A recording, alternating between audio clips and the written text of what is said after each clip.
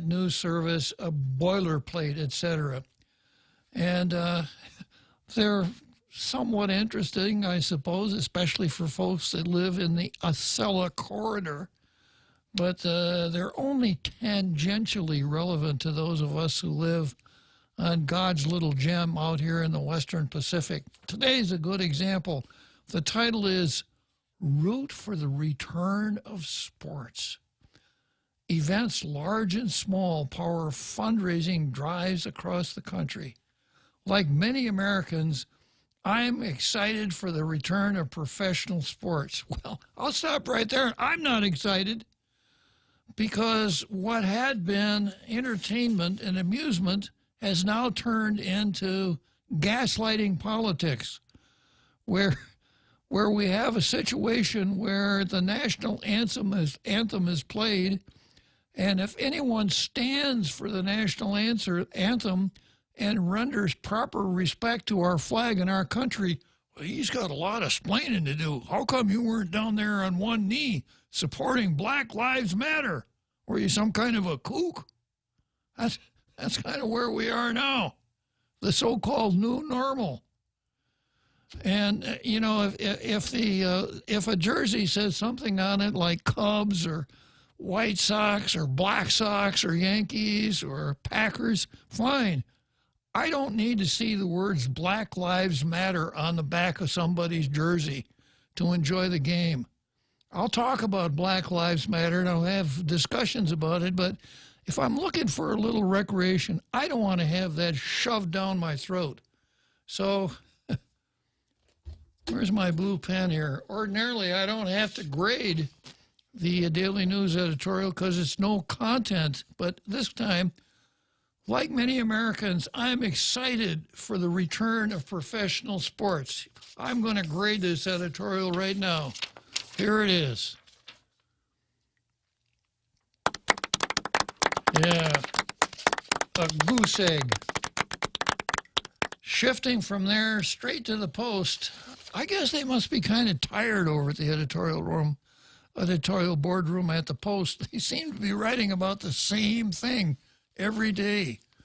Today it's spike in Guam COVID numbers show we must not let our safeguards down. Clearly, many Guam residents have become more confident about resuming their daily lives after having curtailed movement in public for months. The traffic congestion during the morning and afternoon rush hours is back. Horror of horrors. Store parking lots show an overflow of customers on payday Fridays. With Wuhan virus lull in cases over the past weeks, the bustle on Guam has taken a path towards seeming normalcy. That's a mark right there. What is the correct word?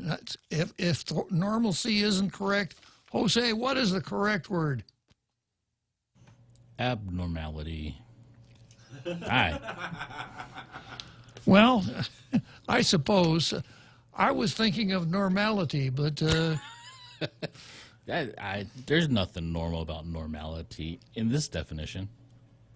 yeah, I suppose, normality meaning something that we really don't want to tolerate. Okay, good call, Jose.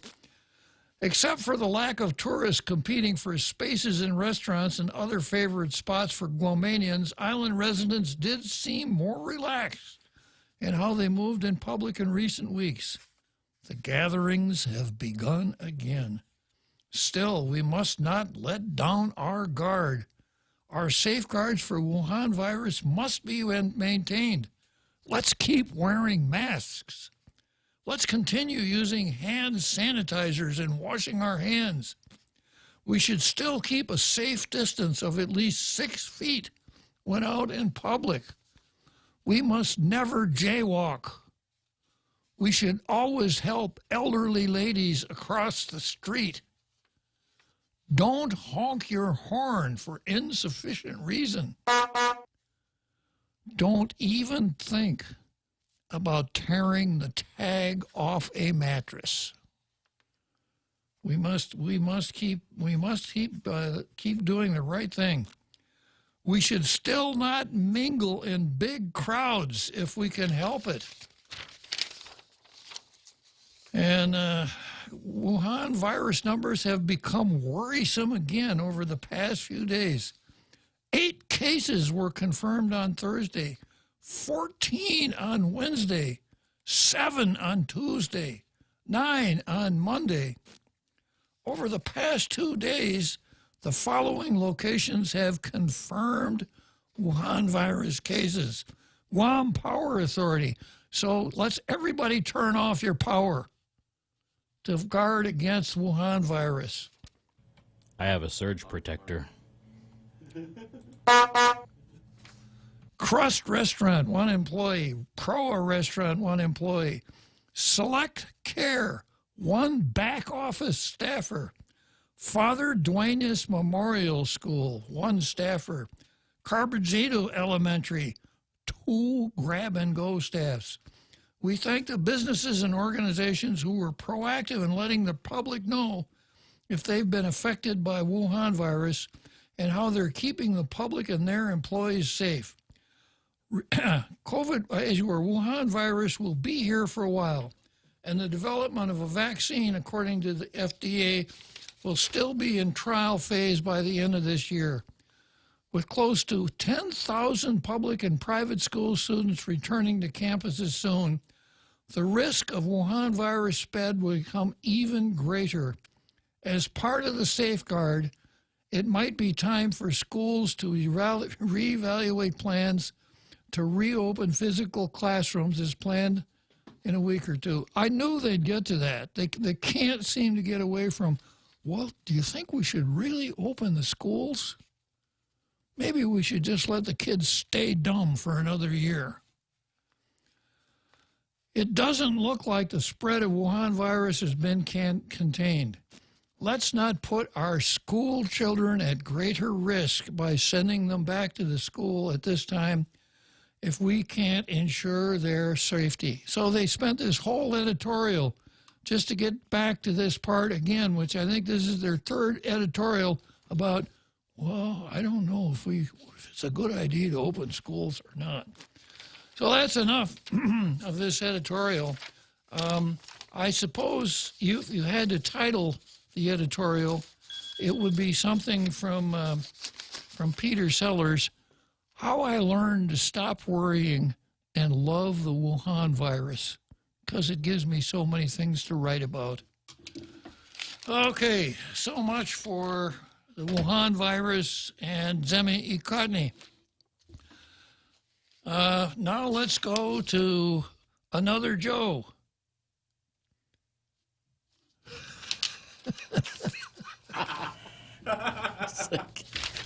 What is he looking at?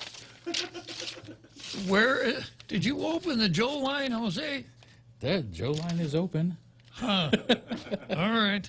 I guess another Joe hasn't called for a long time, has he? No. No. Gosh, I hope he's okay. All right, so here we are with the card for today, August 7th. So let's see, what do we got on the card today? We have, of course, Troy versus Janela, and I have to tell you that since the Paco pronouncement, it has been 79 days. In accordance with Paco's pronouncement, there has not been an incident of Janela-ing in 79 days. So let's give Janela a big round of applause here.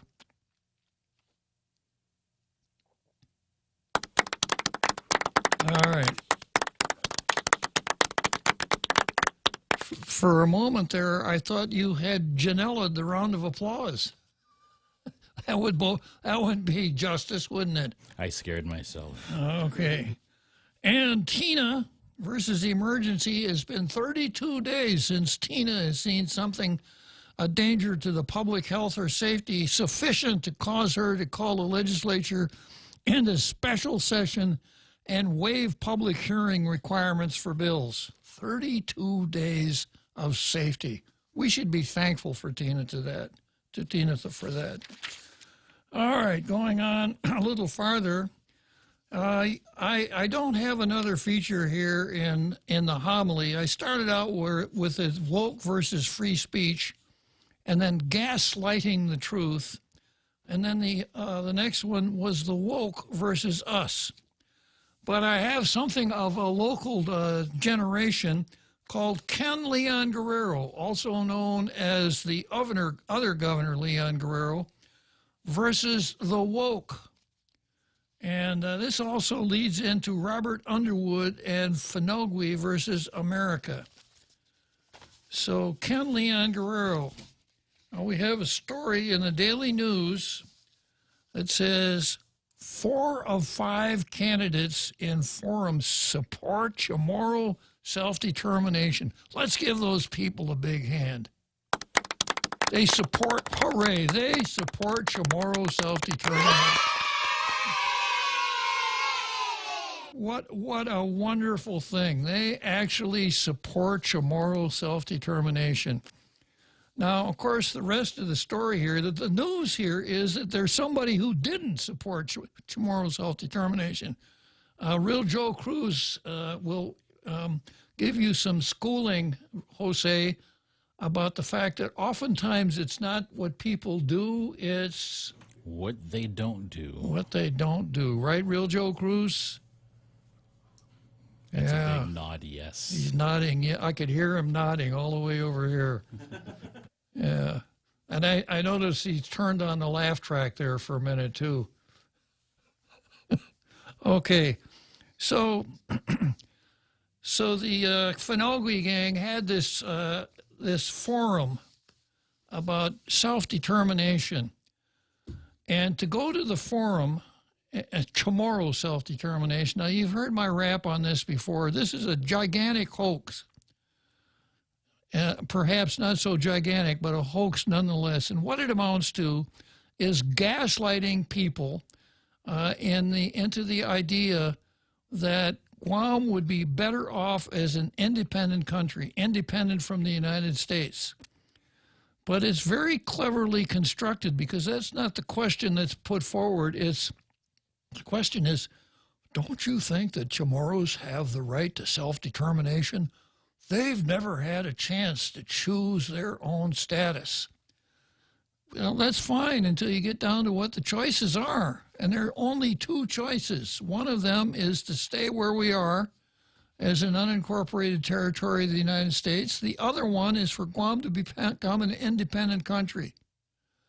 So there's this ruse about, well, that allows the bringing forward of historical grievances, a huge dose of identity politics, because when you're talking Chamorro self-determination, guess who's excluded from the process?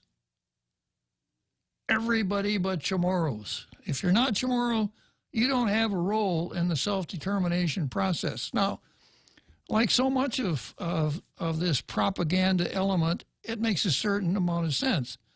If one wanted to know what Chamorros wanted to do as far as political status is concerned, who would you ask? Would you send a delegation to the Aleutian Islands to ask the Aleuts? Maybe a group of folks to Denmark. Let's poll the Danes and see what they think the political status for Chamorros. Of course, it should be Chamorros. Now, taking it down a step further, the people who are the proponents there, of course, expect the colonizers' government to pick this ball up and run with it. And of course, they found out that that won't work very well, because when you are going to let people vote, you kind of got to let everybody vote. Now, that doesn't mean that Chamorros don't have the ability to determine what they would want as far as political status is concerned. You can't use the mechanism of a United States territory to do it unless you want to let everybody do it. And that's kind of logically defective. But what it ultimately leads to is this. If Chamorros decided, if the decision were made, and the decision is independent than independence, then what would happen to the territory of Guam? Would it continue as a territory of Guam and harbor an independent nation on board called the Chamorros? Or is it implicit in this whole self-determination thing that, well, you know, since Chamorros have been here for 3,500 years, it's our island. So if we wanted independence, it would be our island. And a lot of things fall from that. So that's why I say if it's somebody goes to this forum and doesn't speak up for self-determination, that's the news. Because to go to this forum put on by Finogi Chamorro, and not say, oh, and not come up with all the right answers. The right answers are yes, Chamorros deserve the right to self-determination. It's been so long. Being an unincorporated territory is so unfair. All of this kind of stuff that the people said. It's kind of like going to the meeting of the golf club. And when the chairman of the president or the president of the golf club says, Bob, do you have anything to say? You stand up and say, I like tennis. I don't like golf. How would that go over? You know, somebody'd hit you on the head with a golf club before they threw you out. It's like moving to Green Bay. And when you move into your house, your neighbor comes over and says, hey, welcome to the neighborhood. I'm inviting some folks over to watch this afternoon's Packer game on TV. Beer and snacks, etc. You're new to the neighborhood. Come on over. And you say, sorry, I'm a Bear fan.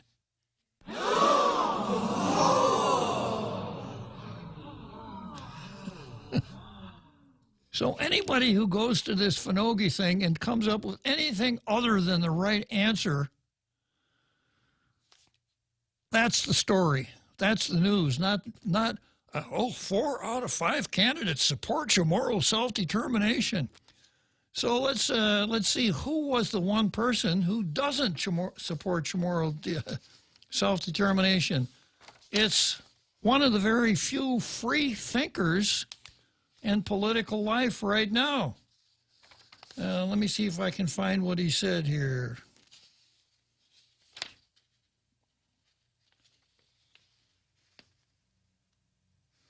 Okay, the article starts out, Democrats candidates Fred Verdallo Jr. and Chris Carrillo and Republican candidates Joanne Brown and Vince Bora each said they support Chamorro self-determination. Ken Leon Guerrero, Republican, said he didn't support it. Whoa. Now, the folks over there at this Finogi presentation are probably thinking, what part of the 19th floor did he come from? Leon Guerrero said he didn't support it. Leon Guerrero said 60% of the population aren't Chamorro.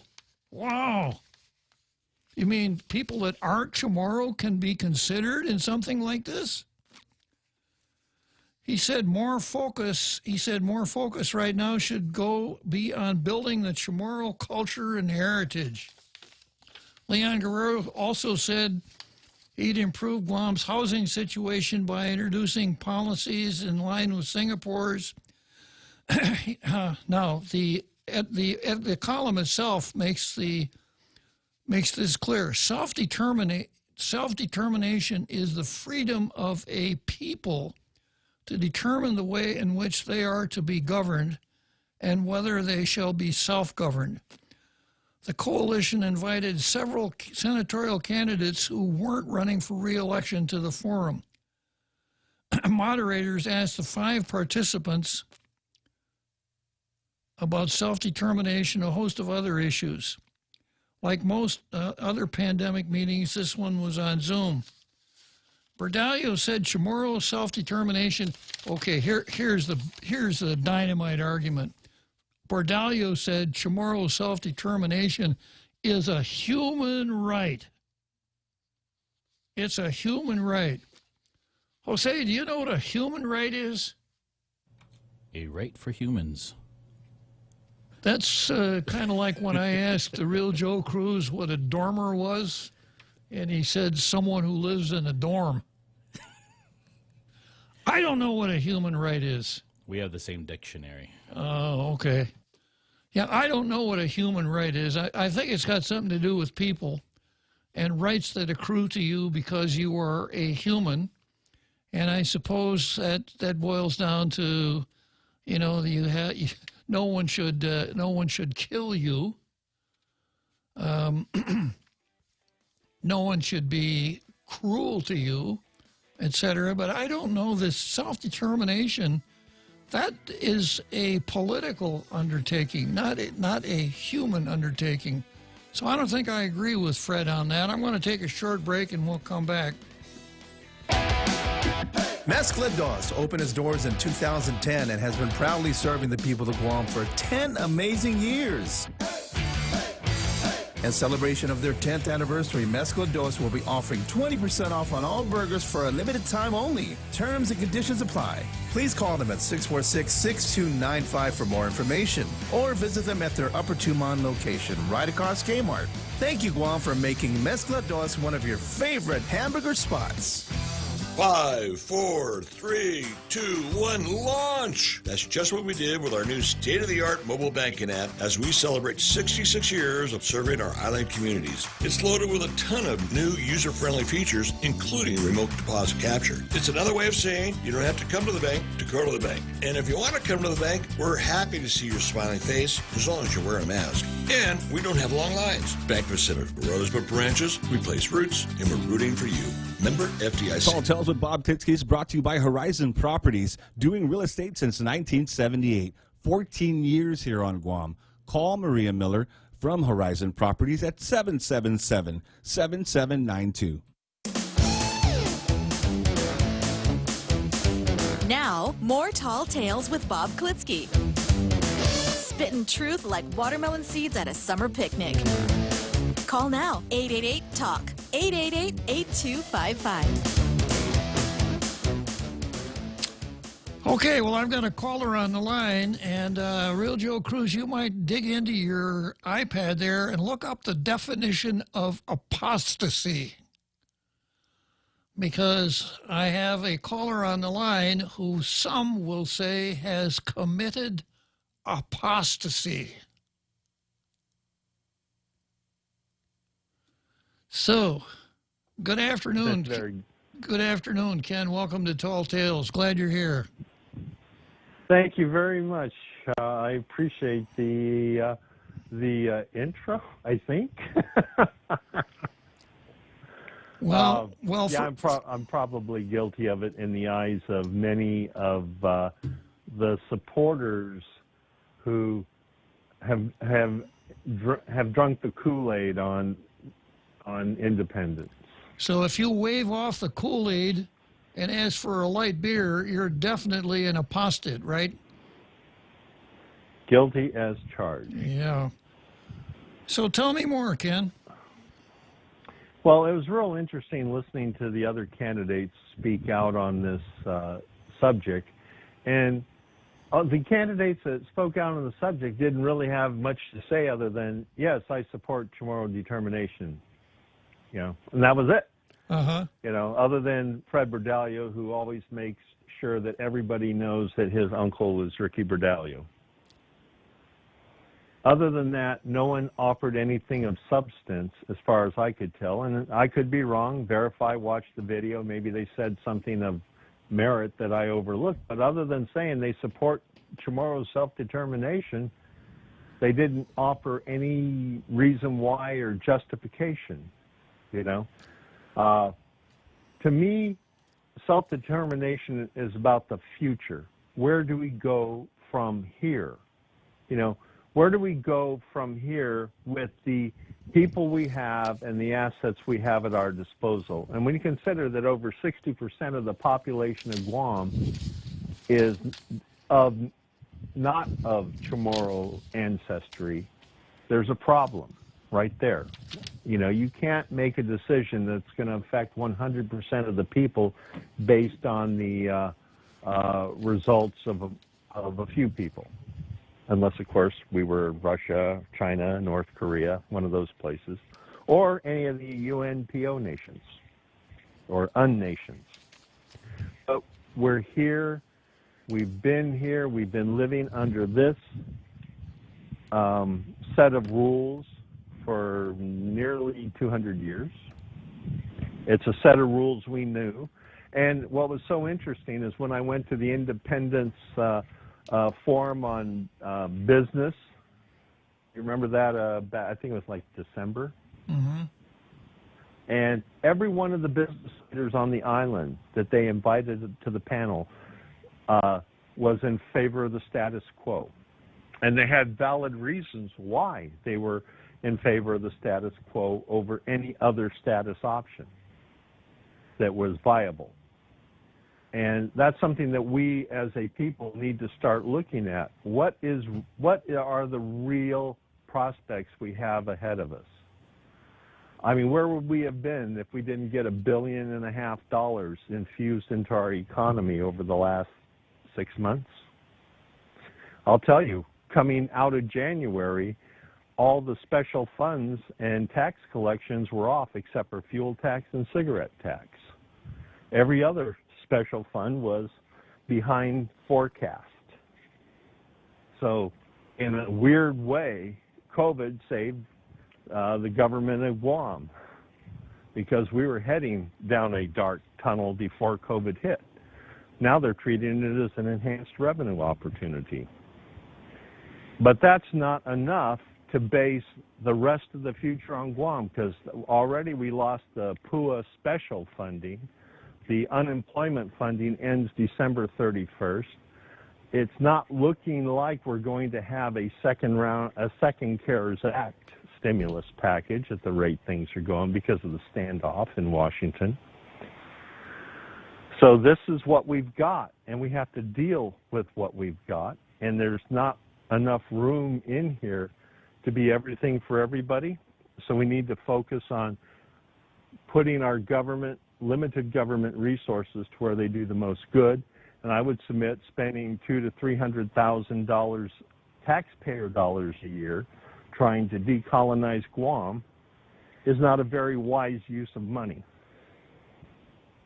We've spent $5 million over the past 8 to 10 years, and look where we are. We're exactly where we started 10 years ago. Well, except that by using taxpayer money, it allows the separatists to hold government jobs and use taxpayer funds to do their propagandizing, Ken. Hey, they use taxpayer funds to join the UNPO, and now they're talking about doing a presentation before the UNPO in Belgium and the International Court of Justice. You know, neither organization will have any impact on where any change is going to have to come from, which is the U.S. Congress. You know, it's too bad that we don't have a way of making our voice heard in the U.S. Congress. Oh, wait, we do. We do. Yes. But that's not as... But he's on the outs with the current administration and the Democrat Party because he swore loyalty to the people of Guam instead of to the Democrat Party. Apostate. That is a crime. Apostates are where you find them, Ken. Yeah, there's your word right there in living color, because he didn't do what was popular within politicians. He did what was more popular with the people because the people are the ones that elect him. The politicians didn't elect him. We did, and he chose to put his allegiance with us over the Democrat Party. And from that day forward, you know, they've vilified him, attacked him constantly, and in the process, it's the people who are suffering, because instead of all these politicians doing what they were elected to do, which is serve the people, they're serving their party and their party interest over serving the people, and this is just a perfect example of it. You know, we could be much further down the road to self-determination, but except for one thing. 78%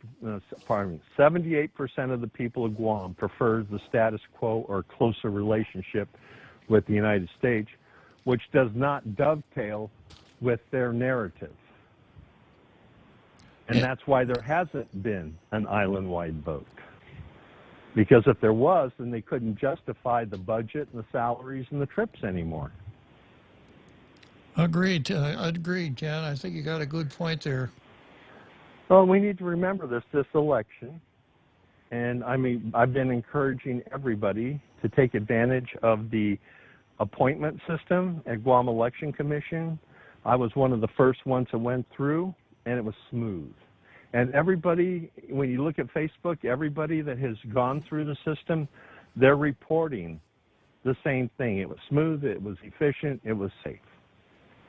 And this is something that we need to exploit, because only the max people that could go through this system, the way it's set up, was 4,750. And so far, a week and a half in, or actually, 2 weeks in now, 1 weekend now, we've had 536 people go through. So I'm just worried that because of the way the races are set up, there's a lot of apathy out there. I think that we're going to be somewhere between 30 and 40% turnout.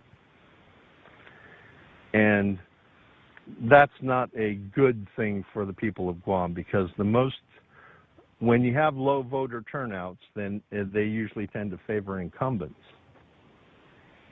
And we need to have voters who want to see a change in the legislature come out and vote for change.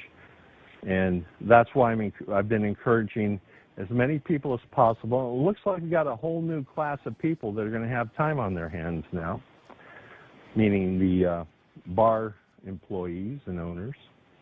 They should be coming out and voting, because that's the only way that things are going to change. You're right, Ken.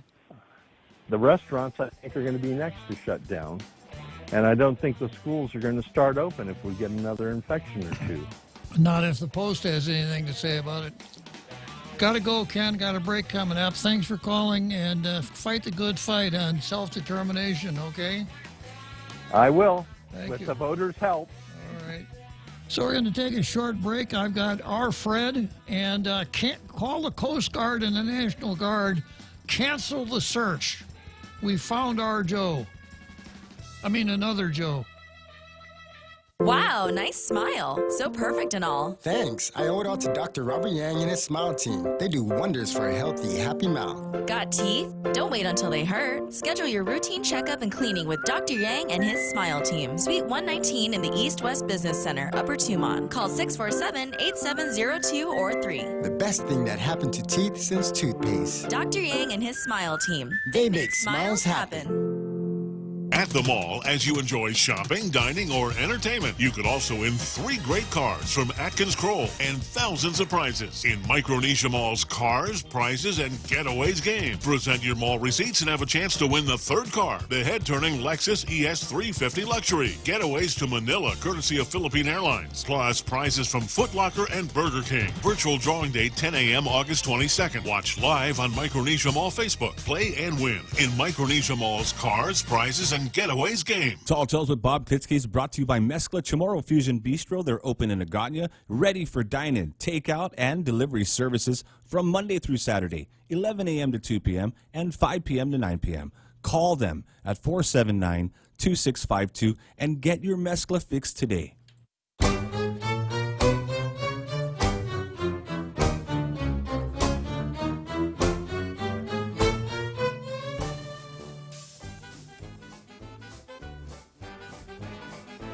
Okay, so we're back again, and right at the beginning of the break, I told Jose and the Real Joe Cruz to cancel the search. Call the Coast Guard, call the HC-25, call the National Guard. We don't need to search for another Joe anymore.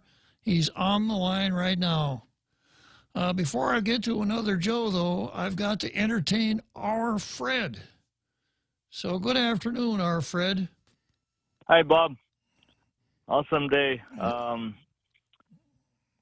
So, yeah, that was Ken on the phone, right, earlier? It was. Yeah, so, I've been echoing that separatist movement, independence that they're seeking. We've been discussing that for a few days. And, instead of this motion or talk about getting, just how like you have the, you don't call it the coronavirus or COVID-19, you call it the Wuhan virus. Right. Maybe you should, instead of saying tomorrow self-determination, you should actually use the real term, which is maybe it should be called cancel, snap, and gura. Okay, I get your point, Alfred. Yeah. Because the real virus or real independence movement should be, let's see how many snap and gura of the population would vote, even if it's a tomorrow only vote.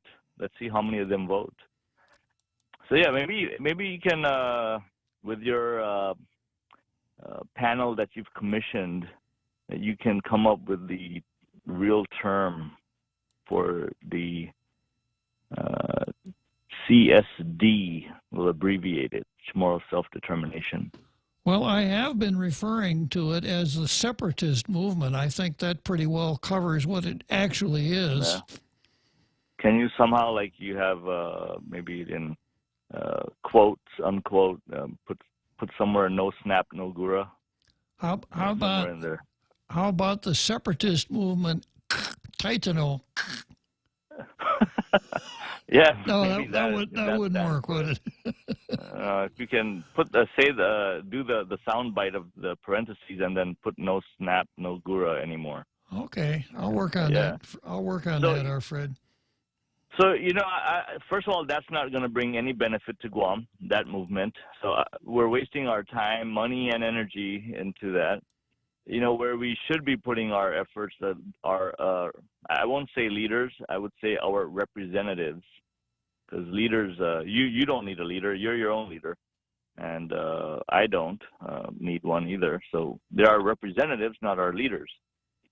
So we need to fix that word as well. So our representatives should focus on our business economy, on Guam, the economy. There's no economy if there's no business, and that goes for any place on earth. You just look at other countries and cities around us. What makes those countries or cities like Tokyo and Hong Kong and Taipei and so forth flourish? It's business. And if anyone says anything against business, then obviously they've never been in business and they don't know what it takes because they're getting free money from somewhere. So we should be focusing on our economy, our business community, and being a business-friendly place. Not only for investors. When we use that term where Gita comes in and business-friendly for investors, why are we looking outside when we have a business community, the Chamber of Commerce, the GHRA, when we have businesses that are members of these organizations? They can invest in Guam. They're here. They can invest. They know how they know the market. They know how it works. They know what Guam needs. They can invest in Guam. But when Guam is not a business-friendly place, it has a lot of bureaucracy. It's not. There's no. Another thing when businesses invest is they look for labor force. There's no competent. Let's just say the skilled labor force is not here.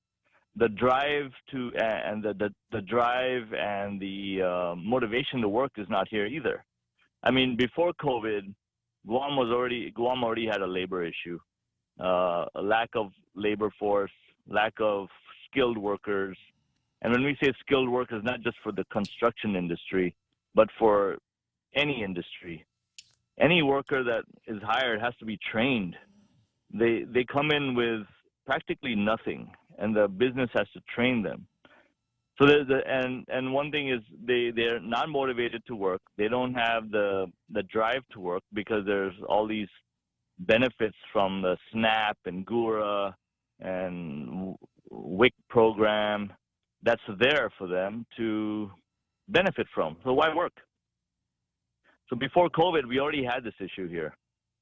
So it's not a business-friendly place to work from or to invest from a labor standpoint and from a government standpoint, because the government just tries to choke more out of you. With the BPT, minimum wage going up for unskilled labor, doesn't make sense. So there's so many things that could be done instead of this tomorrow self-determination movement, is invest in your island, invest in Guam, invest in the businesses, help the businesses. Closing restaurants and COVID is just exacerbating the problem. It's not creating a new problem. It's just driving the problem out quicker into reality, faster, quicker, and making the business community realize the problems we have here quicker. What we already knew is just coming out in light quicker. And COVID is you can't blame coronavirus or the Wuhan virus, because it just pretty much opened the door to what was already there. A lack of labor force and a business-friendly environment. So Guam, I mean, our representatives should be focused on helping businesses, and which will in turn move the economy with our own local people. Tourism is great. That should be like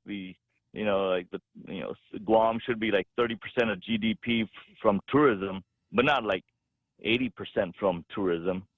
And to come up with new industries now, I mean, aquaculture, agriculture, and whatever, I mean, it's a little bit too late, or a little bit, or too little too late. And when will that come into motion? And whenever that happens, and how much that's going to bring in, I mean, who knows?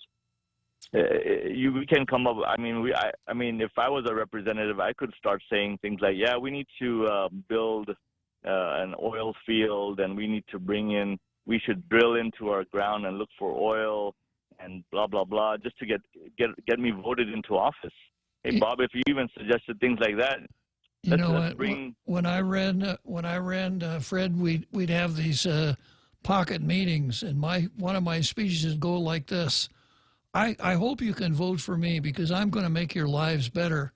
Like right now, every 4 years, you have to go up and rev tax and renew your driver's license. Well, after you vote for me, every 4 years, you'll not only be able to renew your driver's license, but you will be issued a new car. Oh, yeah, I'll vote for you. Yeah.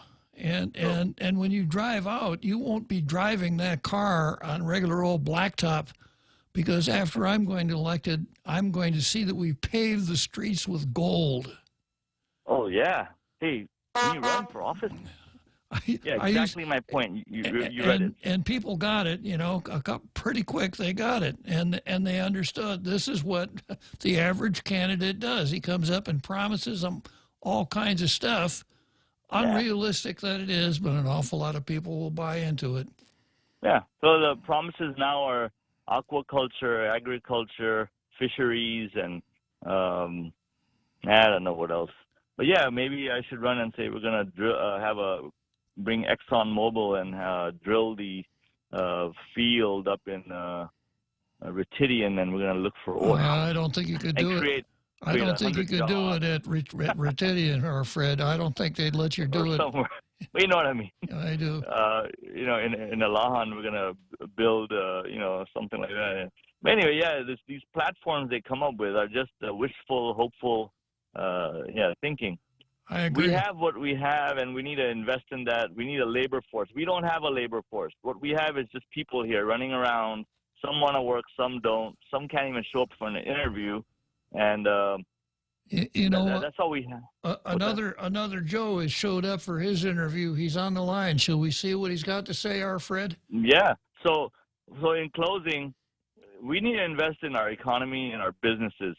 And this whole COVID thing is just, we can do much better and set an example for the world by how we're doing, closing things up and ruining it even further.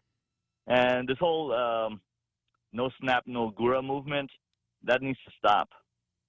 I'll leave it at that. Okay, gotcha. Thanks, Bob. our Fred. So, another Joe. How was I miss you, but how was your trip? Another Joe. How was your trip? Oh, no. I went to quote Confucius. I'm not sure if he said this, but I'm pretty sure he would have said this. When on boat with hole, use bucket or prepare to swim. But yeah, I think I attempted to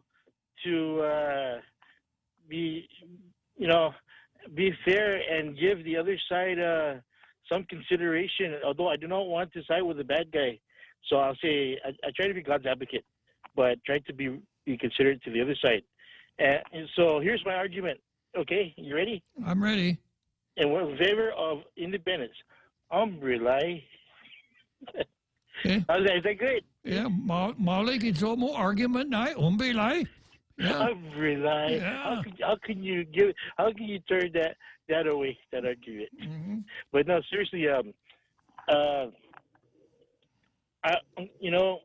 Bob, we're on an island with coconut trees that are disappearing. And the only other case of an island that I know of that didn't have any palm trees anymore is Easter Island. I don't know if the rumors are true, but I heard there might have been some whisper of cannibalism. So if we don't pay attention to growing some of our own food to subsidize our diets, if you're on an island with only people, man, you don't want to become part of the menu. But having said that, I'm losing my appetite. Another Joe.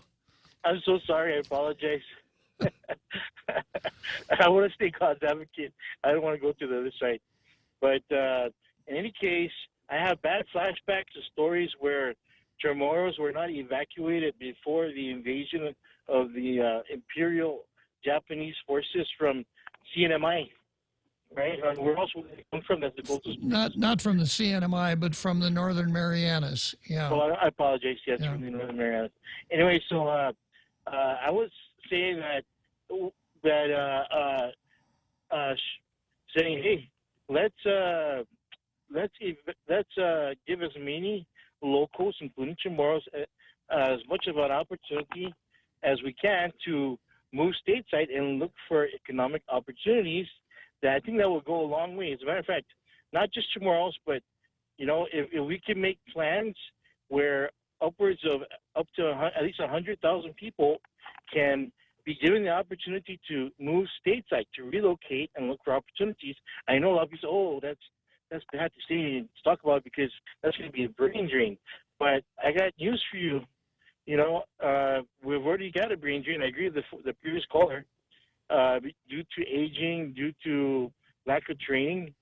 So I think we need to look for opportunities stateside, stay American, loyal Americans, and try to help. Was it 35,000 people here who are looking for jobs? Try to help them find jobs.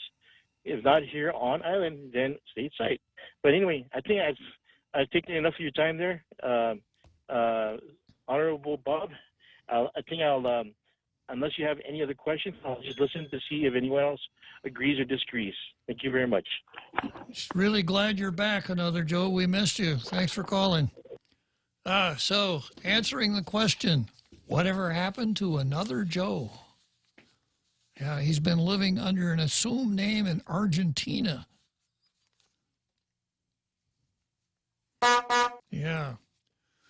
Okay, so I got just a couple minutes here before the halftime show. So, the idea at this Finogi Chautauqua, well, I'll come back to that right after the halftime show.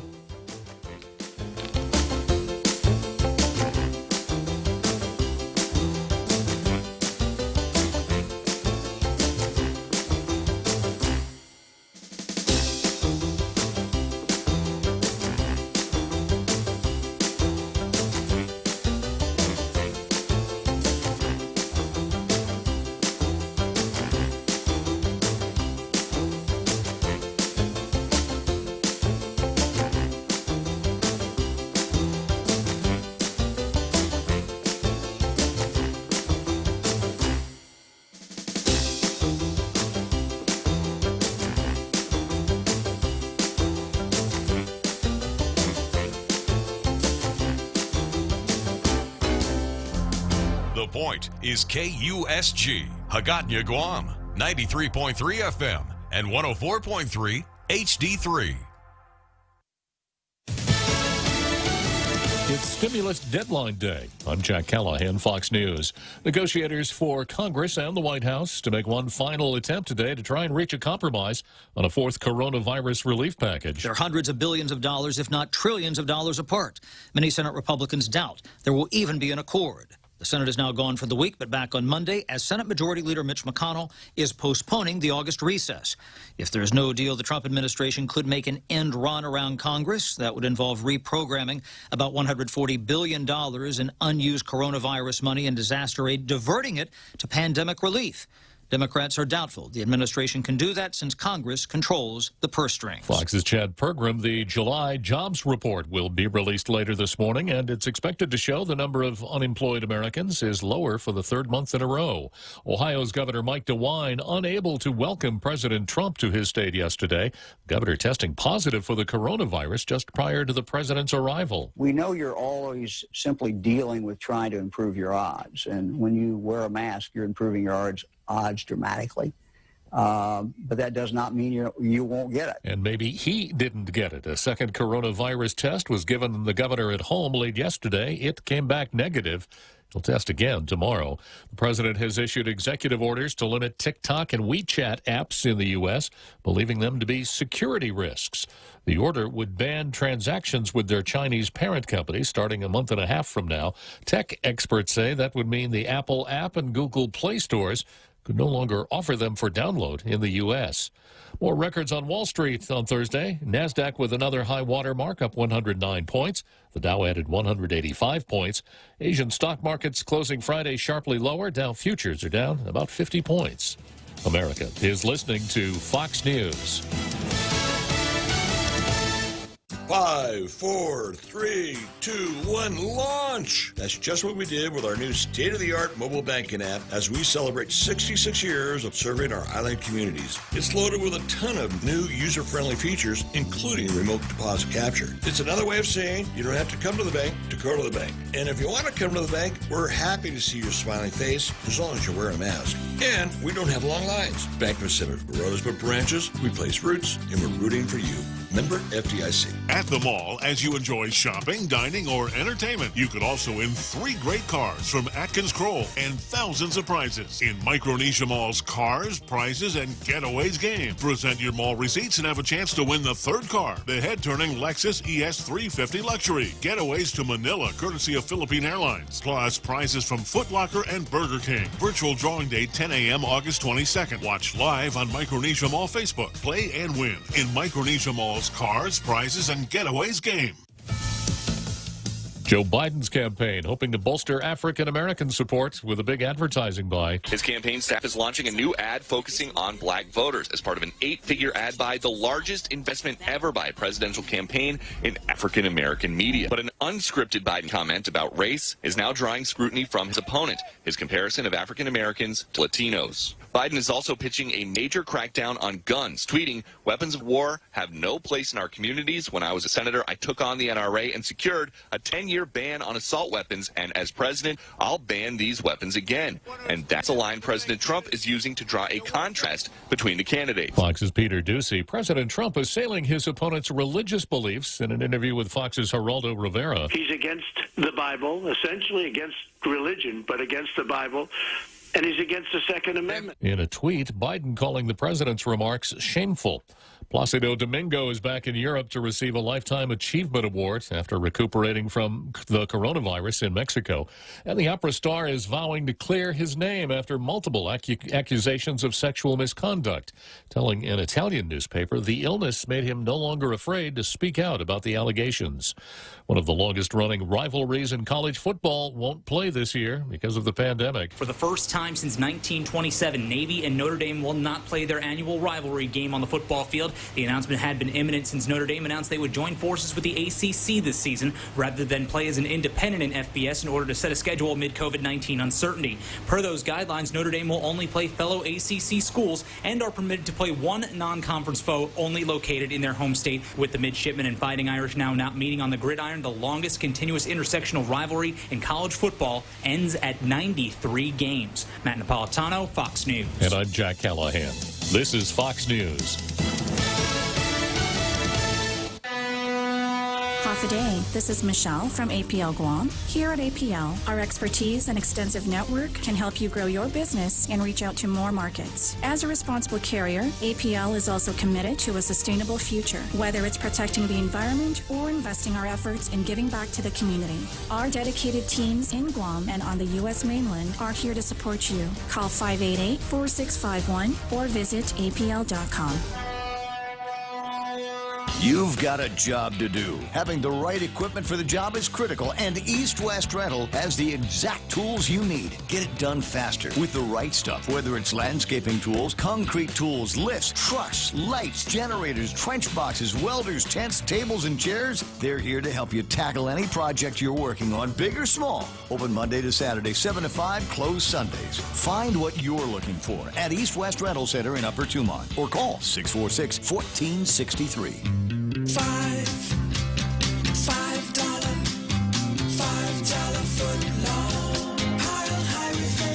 They're back. Any footlong is a $5 footlong when you buy one at regular price. At participating locations, Subway, eat fresh. Tall Tales with Bob Klitzkie is brought to you by Bank Pacific, banking on the Pacific for 66 years.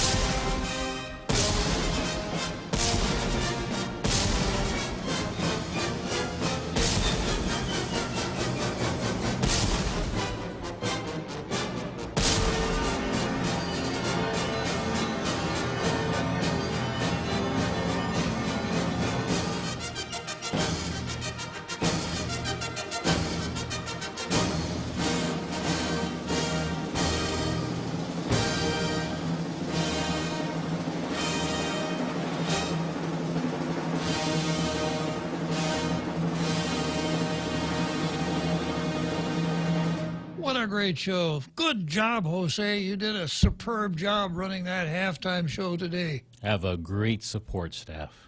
Yeah, well, I'm glad you're getting something out of them. They are doing really great. Okay. All right, so where we are, back in the second half of Tall Tales, and I left off with the Finogi Chamorro show and tell time where they invited 5 candidates to come in and tell them how much they like the idea of Chamorro self-determination. And as the other governor, Leon Guerrero, Ken, just said, they didn't really say much of anything except very earnestly, oh, I'm in favor of Chamorro self-determination. So the game here is to go to these chautauquas put on by the separatists and trot out the same old talking points that are easy enough to learn because they're trotted out so often by the faithful. And I'll give you some example. Chris Carrillo said he isn't Chamorro, but he supports Chamorro self-determination, calling it an inherent right for indigenous people. Wow. Now there's a mouthful. He doesn't tell us how he arrived at this conclusion of inherent rights, but it's an inherent right. I believe every indigenous person should have the right to decide to, he's got the language down. I believe every indigenous person should have the right to decide their fate as to how they view themselves politically with the rest of the world. Well, let's take that. So let's start out with the idea that Chamorros are indigenous people, and I suppose one can make a fair argument on that point. Every indigenous person should have should be able to decide their fate. So if we have around, 35,000 Chamorros on the island,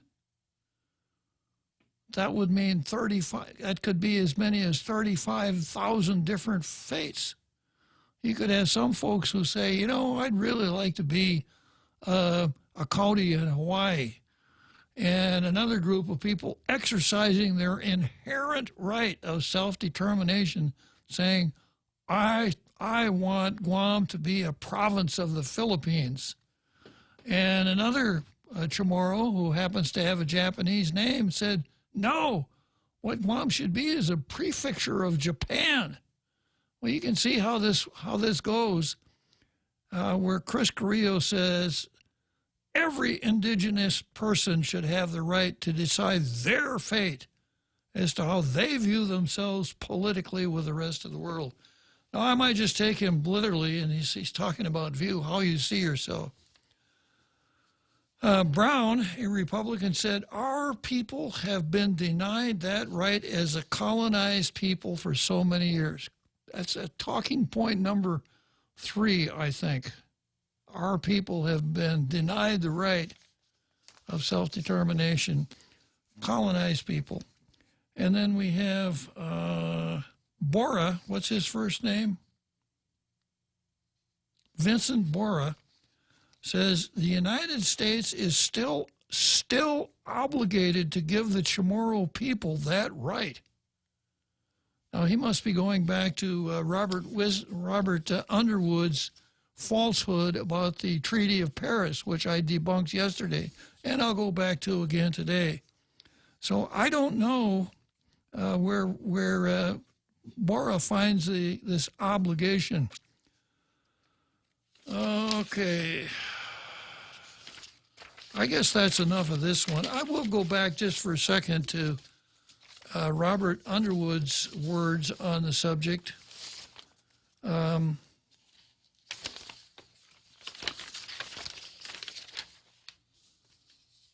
Just picking up where I left off yesterday. I had too many papers here. Yeah.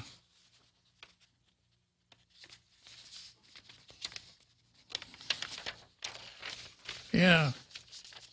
So according to Underwood, now is a crucial time in the United States political landscape that represents an opportunity to pursue the issue of Chamorro self-determination. The United States is going through, as a country, serious reflection about its relationship to minority groups, its relationship to historical injustices. Now, if this is beginning to sound a little bit familiar, it should, because it's the same rap that you could hear in Portland or Seattle. Underwood said, we're facing some upcoming changes. I believe in an American national politics that will give us the opportunity to make significant changes. Sort of like we can piggyback along here on what's going on in the cities with the riots and the looting and the other stuff that comes with the Black Lives Matter. The Guam delegate said he can forge coalitions with fellow Congressmen members advocating for the country's underrepresented populations. And I couldn't figure that one out yesterday either. If a congressman represents underrepresented people, whose fault is that? He's not representing them. That's why they're underrepresented. But Robert wants to build a rapport with those kinds of folks. And let's see, I got to go back to this other one here.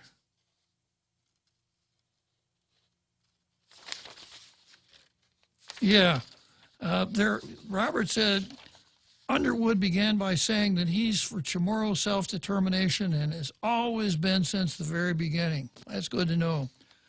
There's 2 dimensions to this for me. One is there's a legal dimension, and that is that it's legally, the people have a right to determine their future, and this was granted through a series of laws and primarily the Treaty of Paris. Here's what the Treaty of Paris actually says. The civil rights and political status of the native inhabitants of the territories hereby ceded to the United States shall be determined by the Congress. And Robert reads that into a legal right that befalls his group. Robert also said the primary obligation of the Guam delegate is to tell the Guam story. I don't know how anxious I am to have Robert tell the Guam story. And that's a consistent struggle because in Congress, everybody is sent to represent, quote, their own people. Their own people. So you have to present this Guam story in a compelling way and in a way that speaks to a national purpose. Well, I agree with that. And a national obligation. Okay, then we got Will Castro. Castro said, any political status is better than Guam's current status as an unincorporated territory. Do we have any dunce caps back there, Jose? Yeah. Just ball caps. Just ball caps. We need to ask Ray to bring in a supply of dunce caps, I think. And then you guys have got to put your heads together and come up with a sound effect for putting a dunce cap on someone's head. Can do? Will do. All right. Castro said, any political status is better than Guam's current status as an unincorporated territory. Wrong. I'll tell you a status that's a whole lot worse. Incorporated territory. Now, your common sense tells you if it's unincorporated and incorporated, obviously incorporated is better, right? Well, let's compare the incorporated territory of Hawaii with the unincorporated territory of Guam. Before it became a state in 1959, the incorporated territory never elected a territorial governor. The governor was appointed by the president. During the entire time it was an incorporated territory, the people in that incorporated territory paid U.S. income tax just like everybody else. But the income tax that they paid was sent to Washington. It didn't stay here like in our unincorporated territory. Because it was an incorporated territory, the uniformity clause of the Constitution applied to Hawaii. So Hawaii could not be a duty-free port like Guam is. And because Hawaii didn't have the mirror image tax code like we do, Hawaii couldn't do things like GITA qualifying certificates.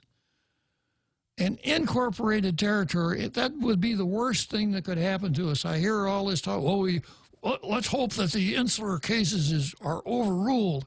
The worst possible thing that could happen to us. But it's one of those things that sounds really good in front of an audience who only wants what's called confirmation bias. They've already got their biases, and they've just invited some people to come in and tell them how right they are and how brilliant they are. Ken kind of rained on their parade, I suspect, because he came in and he said, I don't drink Kool-Aid. I'll just try regular water. But Castro said, any political status is better than Guam's current status as an unincorporated territory. There's only one thing wrong with that statement. It's dead wrong. Castro also spoke of the ongoing movement for black lives in the United States, stating that the movement and the Chamorro struggle for self-determination attempt to address long-standing historical wrongs. I would suspect that those members of our international radio listening audience who are black, who are African American, would take a certain amount of offense at this, because there's no question that that people of the black persuasion went through an awful lot of struggles to get to where they are now. This struggle for self-determination is kind of a barstool type struggle where people sit around and opine about it a lot and make a lot of noise, but I haven't seen the struggle yet. Underwood and Castro stressed that self-determination isn't about no, this is a really good one. But Underwood and Castro stressed that Chamorro self-determination isn't about leaving out others that call Guam home. Whoa, I was relieved when I saw that. It's not about leaving out others who call Guam home that aren't Chamorro. I was really relieved. It's about fulfilling a right and obligation to the island's indigenous people. And of course, that right and obligation falls on the shoulders of who? All the others. That's where it falls. Like those folks, when we were going to have a Chamorro plebiscite, the ones that couldn't vote, that's the others. So it's not about leaving out others. It's just about letting them carry the real burdens. Okay, there really is no end to this kind of stuff. I mentioned Tina, how proudly Tina announced that that Guam has been admitted to UNPO, and she made this statement: "When faced with tribulation, we must keep on. We must keep on trying, leaving no stone unturned. Over the last couple months, after receiving letters regarding the Guam buildup and listening to the concerns of our community, it's apparent we must keep on trying to get our voices heard." So, Tina, if people aren't getting their voices heard, part of the problem is that you're not listening, because you're supposed to be the speaker of the legislative body on Guam. Okay, who we got here? Our Fred.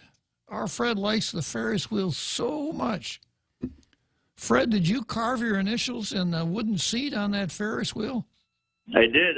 Your topics are so interesting and just moves me to call you to clarify things for the people of Guam, and maybe you can clarify it in Chamorro, because you speak such good Chamorro. O chagi lai lo didi usafina Chamorro kada dia lo dispensa just apple ni toku Chamorro. Yeah, that's good. So maybe in English now. So I want to ask you like bullet points so that people can hear and I can have a better understanding. Just bullet points where you can clarify. So, again, Chamorro self-determination means seeking independence, right? That's From the right. US? That's right. Okay. Independence will mean we will not have any more SNAP program, Gura housing, or any other federal money coming in. Correct. Will that mean we still have U.S. passports? No, except for, well, we talked about this the other day, and after we talked about it, I had to take the real Joe Cruz into the restroom and wash his mouth out with soap. But what I said was that people living on Guam now who are United States citizens would continue to be United States citizens. Those born after independence would not. And real Joe Cruz told me, well, the ones who are here now would be grandfathered. Will like the existing ones will be grandfathered in? Yeah, according to real Joe Cruz, before he got his mouth washed. To the U.S., travel freely to the U.S.? Yeah. Okay, so anyone newly born here after that will have to get a visa to go to the U.S.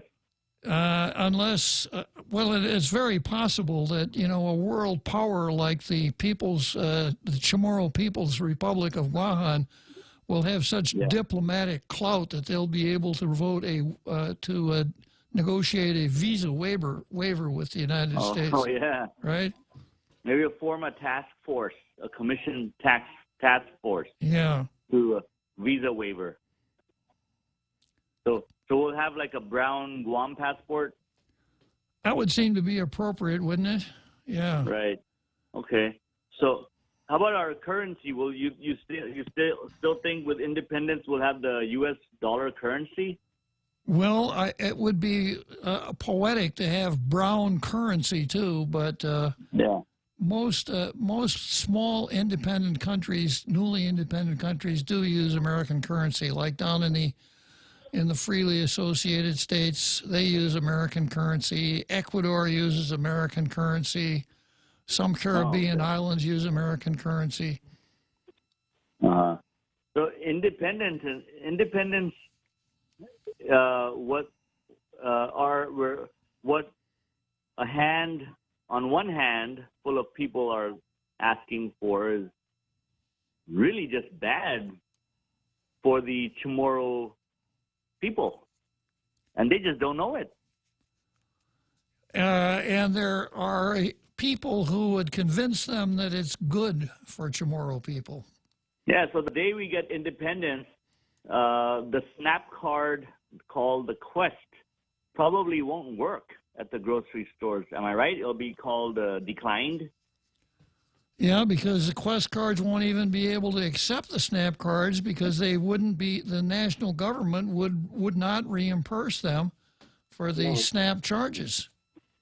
And okay, so practically it'll be sorry, your Quest card's not working, and the Gura tenants will be kicked out, right? Well, it would depend because the Section 8 houses would still be owned by the owners that had agreements with Gura, but there wouldn't be any Gura subsidy to pay the rent. Yeah, so they'll just pretty much ask the tenant to pay up or move out. And then the low rent housing that Gura owns would still be there, and I suppose that would go to the Chamorro people's independent country of Guam. Right. So what were the other two options that are just on the table for nothing, which are useless? That really don't exist. Free association and statehood. Okay, they don't exist. Yeah. It's just a deception plan. So how about status quo? Is that on the list of what we can still keep? It's where we are right now. Right, but is that even, so that doesn't even have to be on the list of, so status quo, so pretty much it should be only two things on the list, status quo and independence. And the separatist will tell you, we can't do status quo because that would not be decolonization. Oh, so we don't want. My question is, well, suppose that a vast majority of the people just wanted to stay where we are. They wouldn't be able to do that because it wouldn't be decolonization. So, I mean, are we really a colony? I mean, we get to advance our culture and language. U.S. is funding and promoting so many Chamorro language and cultural programs through grants. Why is it so bad? And one more question. We know this War Reparations Act or a War Reparations payment. The U.S. is paying it, right, to the locals? Yeah. Okay. So look who we're asking to pay for Japan's attack on Guam. All the horrible things that Japan did to Guam, and we're asking Uncle Sam to pay for it. Right. Doesn't that make no sense? Yeah, it's something to talk about, Fred, that's for sure. We should ask the Japanese to repay for the war, the atrocities of war. Not the U.S. Why are we asking the U.S.? I can. But look how nice the U.S. is. They're actually helping Guam and paying it. True enough, Fred. I gotta take a break. Thanks for calling back, Fred. Okay. And then I've got Ron McNinch on the line, and I've got Drive-Through Jack. I guess he's taking an early supper tonight. Are you fed up with those long bank lines? Do you wish you had a bank who gave you faster service? Well, by enrolling in Bank Pacific's new mobile app, you don't even need to wait in line. But even if you do want to come down in person, we're more than happy to see your smiling face, as long as you have a mask. Because our service is so good, we don't believe in lines. Because for 66 years, we've been making sure you get the service you deserve. Because where others put branches, we place roots. and we're rooting for you. Member FDIC. Mezcla Dos opened its doors in 2010 and has been proudly serving the people of Guam for 10 amazing years. In celebration of their 10th anniversary, Mezcla Dos will be offering 20% off on all burgers for a limited time only. Terms and conditions apply. Please call them at 646-6295 for more information, or visit them at their Upper Tumon location right across Kmart. Thank you, Guam, for making Mezcla Dos one of your favorite hamburger spots. Tall Tales with Bob Klitzkie is brought to you by Horizon Properties, doing real estate since 1978. 14 years here on Guam. Call Maria Miller from Horizon Properties at 777-7792.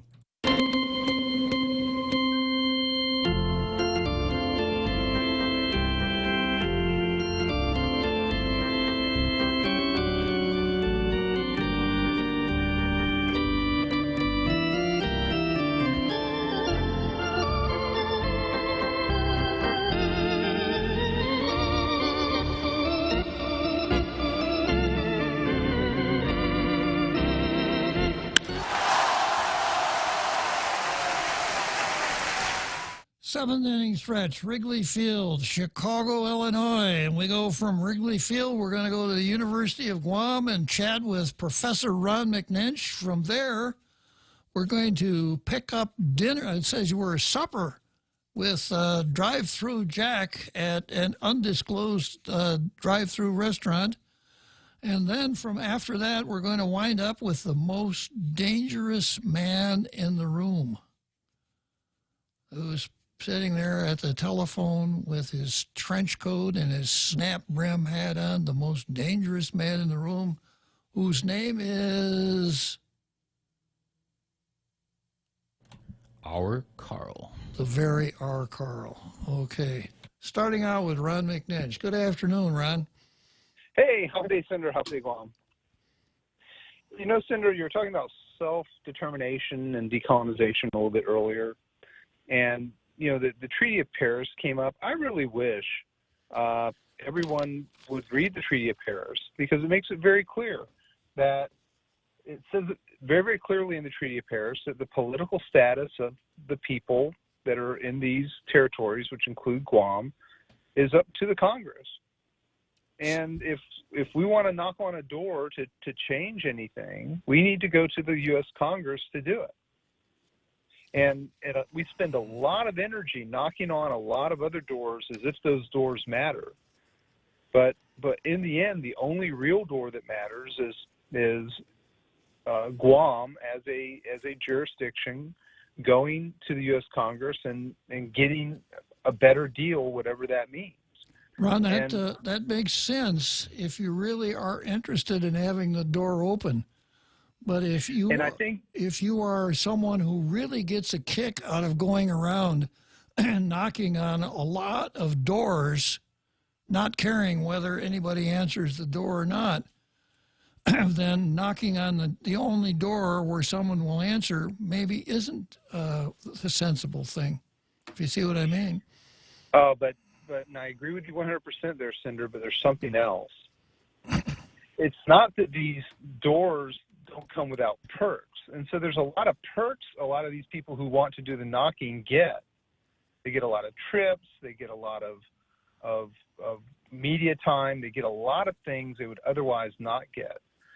And Article 9 of the Treaty of Paris says the civil rights and political status of the native inhabitants of the territories hereby ceded to the United States shall be determined by the Congress. There is one other little point I should make here. When they were talking about political status in 1898, they were talking about political functions of the citizenry of the jurisdiction. They weren't talking about, do you want to be independent or not? The sovereign of Guam, the administrating authority of Guam, is the United States. And that's why we have to go to the Congress for these things. But, you know, I certainly 100% agree that I don't think the purpose is to do anything other than possibly complain. But I do think that the higher level of abstraction is all of the high-end first-class trips people take, pretending people are diplomats at the UN and talking in UN talk like they understand the things that they're talking about. It's just very unfortunate that we've nested any interest in that, because it doesn't help us. It confuses our public more than anything else.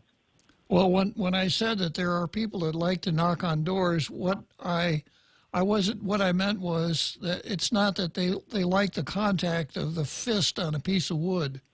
It's the perks that come along in the door knocking process, just like you said. Nice hotels, good meals, playing the role, interesting cocktail parties, etc. It's like going to a Halloween party. I don't know any other way of describing it. A person can dress up as if they're somebody they're probably not. And that's the unfortunate part, because if we wanted to take real steps with real action, there are any number of ways we could make progress within a very short period of time. The Congress authorized us to write a Constitution in 76. By 79, it was done. I mean, so our community has the ability to do big political things. It's just we've chosen not to. I call it ruby slippers. We're in the land of Oz, and Dorothy could have clicked her heels at any time and done anything she wanted. And we just have not done it. Anyway, but I always love your show in the afternoon, sir. Okay, well, thanks a lot for calling, Ron. Thanks again for refreshing people's recollection as to what the Treaty of Paris really says, not what Robert Underwood wants them to think it says. Well, I always love your ability to promote a lively debate and discussion, sir. Thank you. Okay, so long. Okay, so we're down to Drive-Through Jack, but we lost our Carl in the process somewhere. Drat. He probably had some important James Bond type secret mission to embark on, but maybe he'll call back when I get near the end of the call with with Drive-Through Jack. Good afternoon, Drive-Through Jack. Good afternoon, Bob. How are you this evening? Really good, Jack. I have supper here. I'm pulled over at the post office. Today's Friday, so... You're eating at the post office, Jack? No.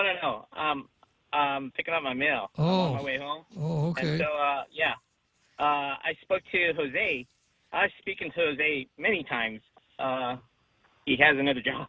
So, but today's Friday. I'm going to get me a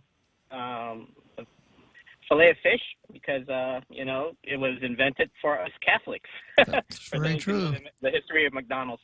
But anyways, I called because I want to start first that we're on the same ground. Would you agree that the book by Arnold Leibowitz concerning territorial development, both offshore, that means Alaska, Hawaii, and all the other territories that's outside the 48 states, that book that he wrote is probably the most technical and most comprehensive understanding of U.S. territorial development.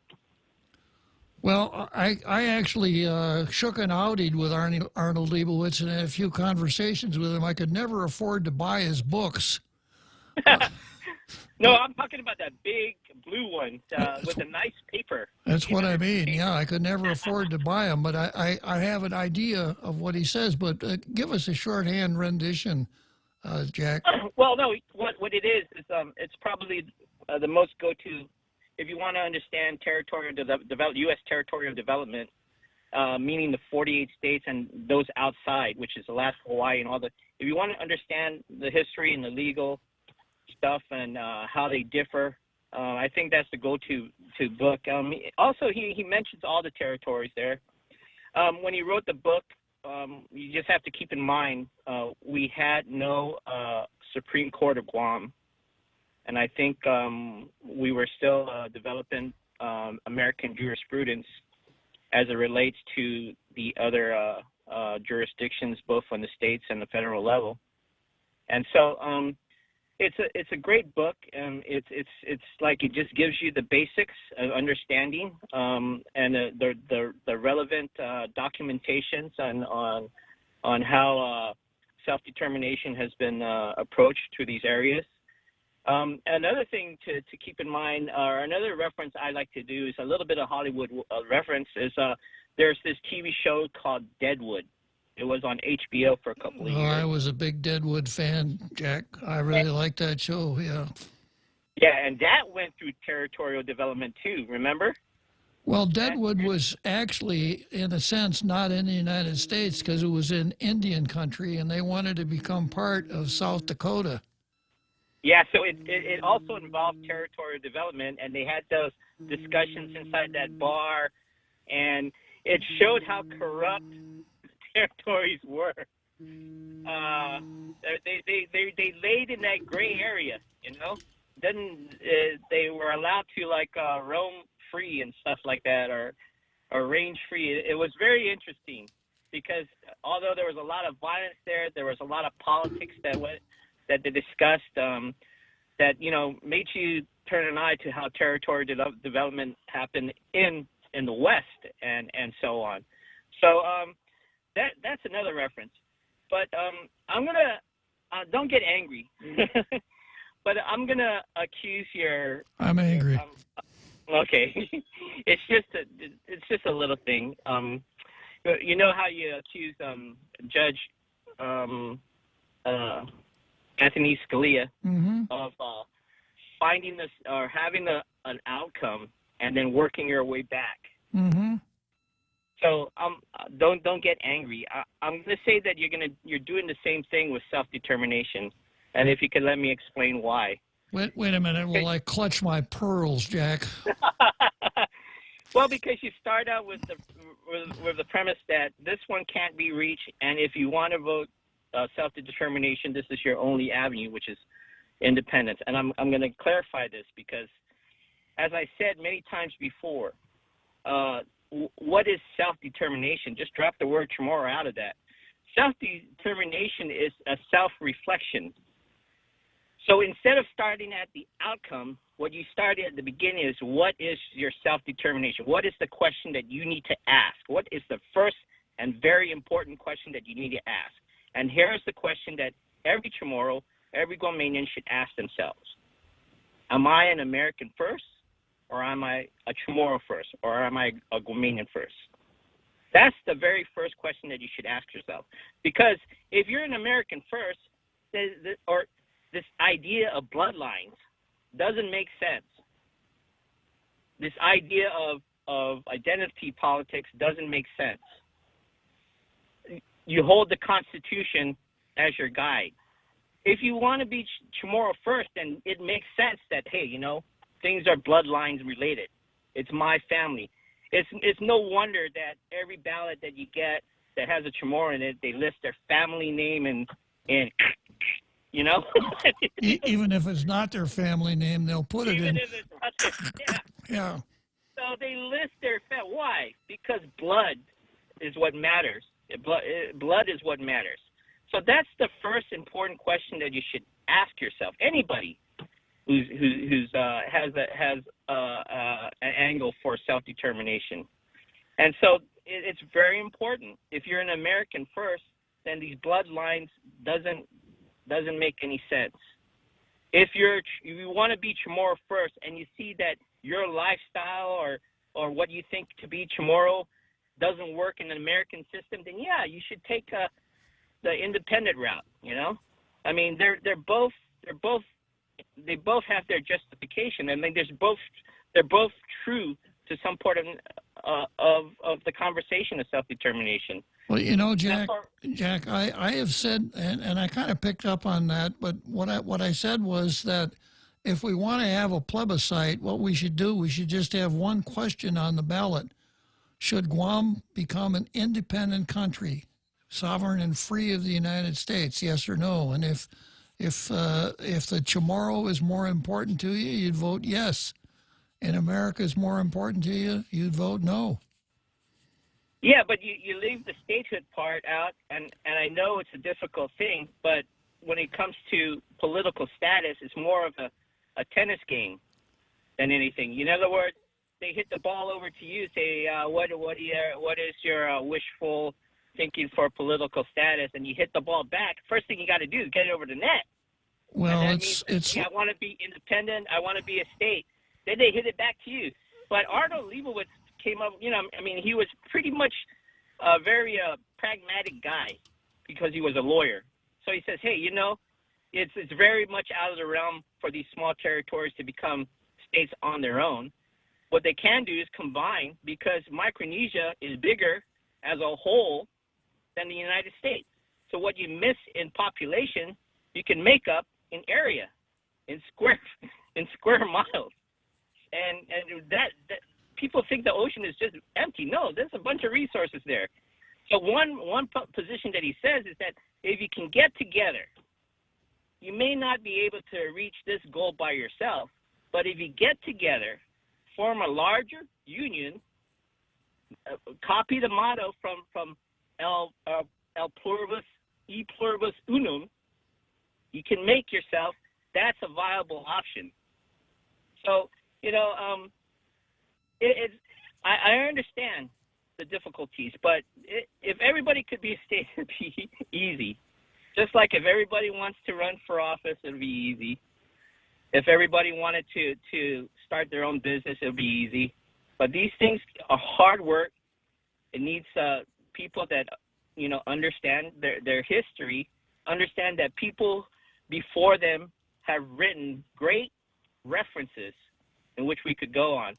But, as for myself, I do consider myself an American first, Chamorro second, but that doesn't subjugate my Chamorro-ness at all. In fact, it protects my Chamorro-ness. So, we're back to E Pluribus Unum again. The United States, one of the descriptions of the United States is that it wasn't united by blood, religion, or even language. It was united by a devotion to some ideals. So certainly those ideals wouldn't be anathema to someone who's Chamorro. Jack, I got to take a break. Okay. Interesting. I hope you enjoy. I hope that you get something other than mail at the post office and have fun at the drive-thru. Hello, Jose. Catch you on the other side. Oh, okay. So coming home stretch coming up here, I'm going to be riding down the home stretch and then with the caller on line 2. Who's on line 2, Jose? It looks like Pete. Repeat? Yes, Pete. Repeat? Yes, sir. It's Pete. Wait, I fouled there. Pete. Pete, not repeat. Not repeat. Okay, Just Pete. All right. Everyone has a busy schedule these days, and sometimes we forget to schedule our routine dental checkup and cleaning.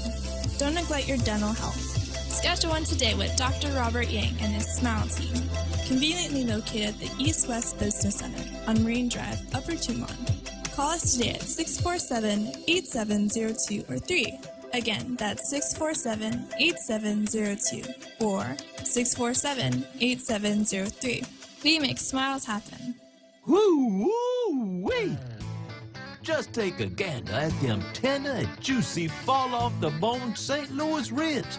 Heavens to Betsy! What is their secret? It's bursting with so much flavor, I can eat them all day long. Come see for yourself, y'all. These fine slabs of hunky-dory, mouth-watering ribs are only available at Circle K. Circle K. Take it easy. Tall Tales with Bob Klitzkie is brought to you by Bank Pacific. Banking on the Pacific for 66 years.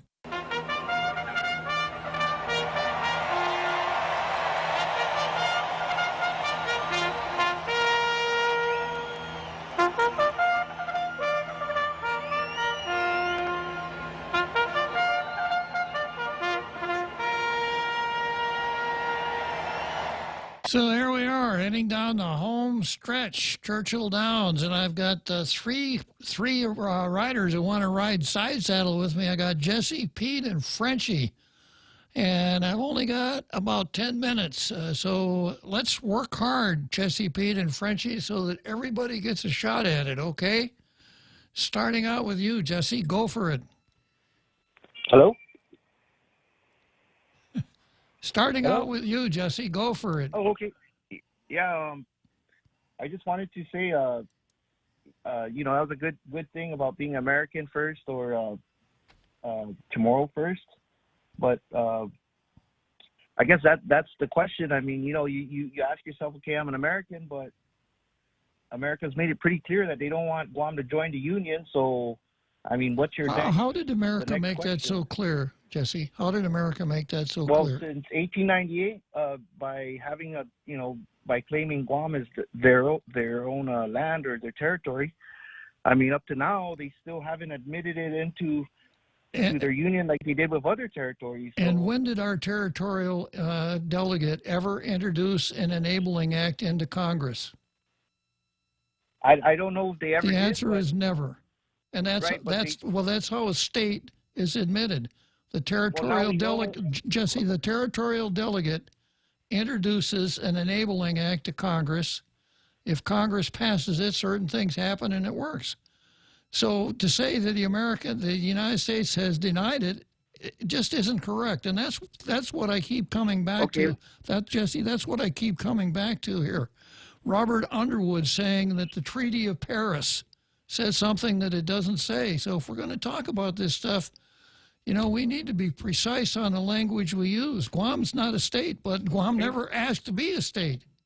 Okay, let's be precise, man. What I could say then is that we have known that if they're not going to make the millions of people in Puerto Rico that are Americans in Puerto Rico, and that's a U.S. territory, and I'm sure they've tried to get in as well, but they haven't. So that's just going to tell us on Guam that why would the U.S. if we did an enabling act? Okay, then let's admit us in there? let's be precise. I think that's a weak argument, but I'll give it to you. Then I think the response is, therefore, Guam should be independent of the United States. Yeah, well, and I think they tried it with the Commonwealth Act that Robert Underwood tried independence. Well, they tried to do the Commonwealth Act, and Robert Underwood introduced that in 1993 to the Congress, and then nothing ever happened after that. I guess it got lost in the. And I think because we didn't approve it. And Right, besides that, Jesse, the Commonwealth Act was just more unincorporated territory. It really didn't change the status. Well, before that there was a unification. We were trying to do it where we teamed up with the Northern Mariana Islands, and that fell through as well. Well, it didn't fall through, Jesse. What happened was the Northern Mariana Islands voted yes, we would like to reunite with Guam. Guam voted no, so it didn't fall through. The Guam said no, we don't want to. That's what I mean. I think that's your interpretation. That's of it, history, Jesse. That's history. That's a fact. Well, Well, there's a lot of things that went. It was real complex, and It was not complex. We had a vote, and we voted it down, and that's what I mean. To keep trotting out these talking points that are vague. It is a talking point when you say we tried to unite with the Northern Marianas, and it fell through. It didn't fall through. We turned it down. They accepted it. We turned it down.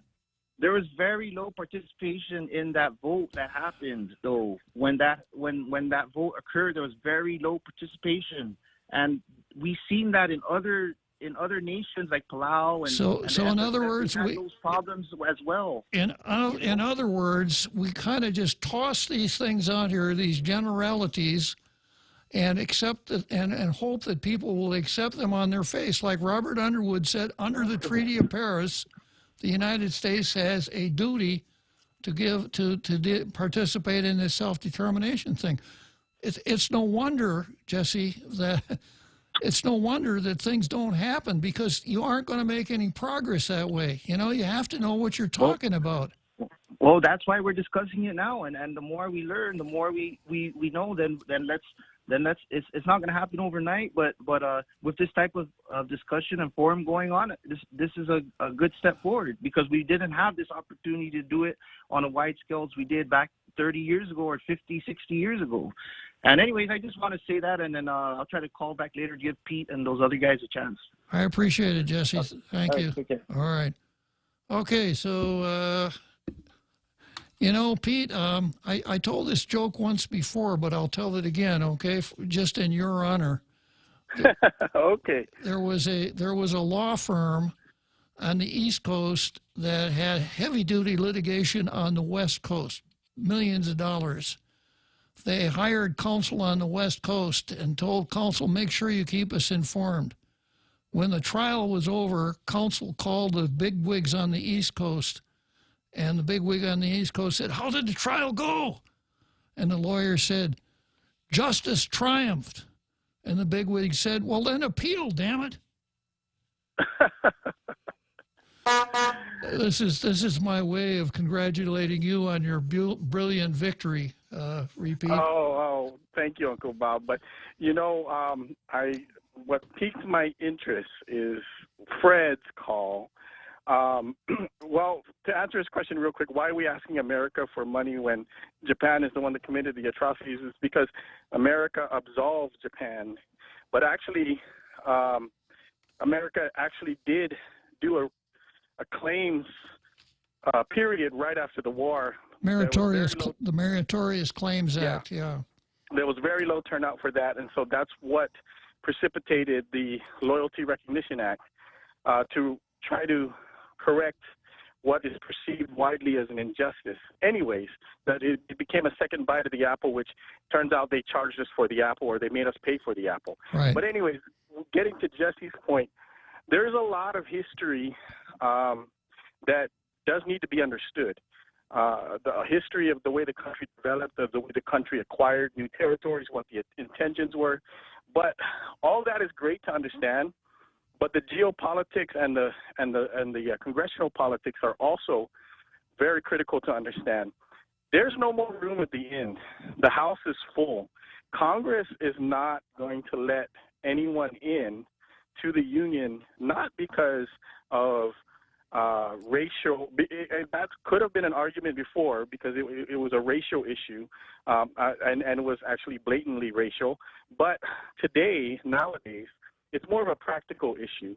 They're not going to give up votes in the House, and they're not going to add more senators to the country or to the nation, especially if the territories that are going to be admitted are not really going to be able to pull their own weight.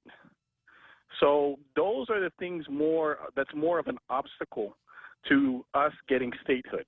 Now, you got to look around the neighborhood. There are other countries around here that are new nations. Why are they new nations? Because they are not militarily strategically located. Why is Guam so different from everybody else? Why have they been able? Why has Palau? Why has Marshall Islands? Why has FSM been able to, and Sinamai been able to negotiate their what's it called, political destiny? Because they're not as strategically important. That's why Guam has been held hostage. And then someone talked about, are you American or a Chamorro? That's a false dichotomy. And oh, by the way, those who are scared of no longer being American, I would say America doesn't have the patent on freedom and liberty. Other countries do enjoy freedom and liberty as well. America is just very economically powerful, and everybody wants to be part of America. But do not fear losing your freedom and your liberty if you're no longer part of America. I'm just thinking critically here. The first step to decolonization, Uncle Bob, is decolonization of the mind. A lot of Fred's talking points was, oh, we're going to lose SNAP, oh, we're going to lose GURA, oh, we're going to lose grants. That is a very, I hate to say it, that's a very low-level way of thinking. Our relationship with America is not just about what can we get in our hand when we stick our hand out. Our relationship with America should be more of, in our status right now is, okay, what can we do to better ourselves internally, professionally, educationally, and then eventually, if we decide later on down the road and we're there in the right mental space. And Pete, I hate to interrupt I know. you, but I've kind of said the same thing myself on our remaining in the American Empire. Really interesting. I hope you can call back on Monday. And Frenchie, I hope you can call back on Monday also. I didn't get to you today. My bad. Sorry. No, bro. Oh, sorry. Okay, thank you for the time, Uncle Bob. Have a great weekend. All right. The Point is KUSG, Hagåtña, Guam, 93.3 FM and 104.3 HD3 and 104.3 HD3. Still no deal. I'm John Callahan, Fox News. The Senate has adjourned as talks aimed at another coronavirus relief package falter another day. White House Chief of Staff Mark Meadows. We're still a considerable amount apart in terms of a compromise that could be signed